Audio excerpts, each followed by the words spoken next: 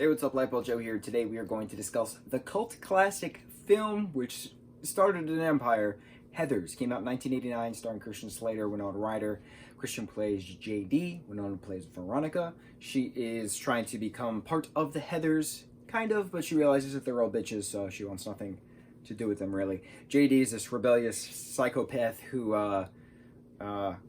inadvertently kills the head Heather and then convinces Veronica to then stage the deaths of two football players to make it look like they were, gay lovers and couldn't live with the fact that they were together in the late 80s of this rural town of Ohio. And then the whole high school is glorifying suicide, and Martha is this big girl who tries to kill herself and it doesn't work. And then other people are trying to, figure out what to do, and then the media gets a hold of it. And it's this whole big fiasco, but in the process, JD eventually then decides to blow up the school, but it doesn't happen. And then Veronica fights him with guns and blood, and then he winds up exploding himself on the steps of the school, and she gets covered in ash and smokes a cigarette with his burned body. It is a dark comedy. It is extremely homophobic. Holy shit, is it difficult watching this film now in 2021 compared to when I was much younger, not understanding the vitriol that was spoken throughout this film.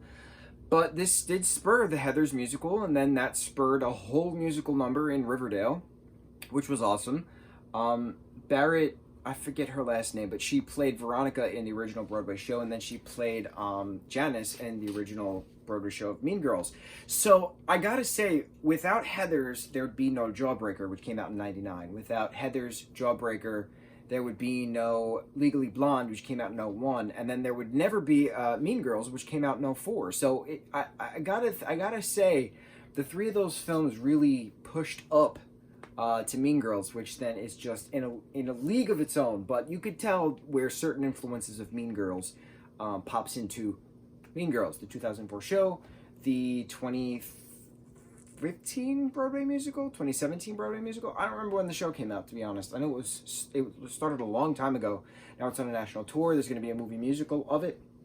Cannot wait. I was so upset that it closed because of COVID, but things happen. So this is a cult classic film. This is a lot of bisexual people, whether they're millennials or Gen X, associate their sexual orientation to the movie of Heathers, specifically because of Winona Ryder and Christian Slater. And the weirdest part of Christian Slater, to me, is he sounds exactly like Jonathan Taylor Thomas, who was a kid star of the 90s.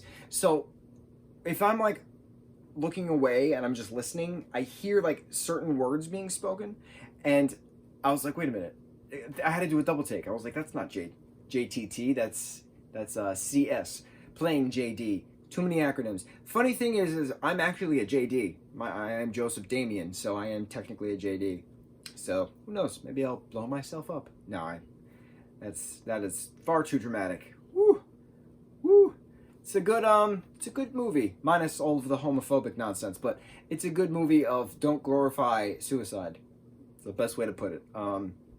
Yeah, cult classics, good for the heart, I think. Sure. Oh, Clueless. We have to throw Clueless in that rank again. When was Clueless? 95? All these like vicious Mean Girl movies, like amplified up to Mean Girls. Absolutely love it. Great times. Mucho mahalo.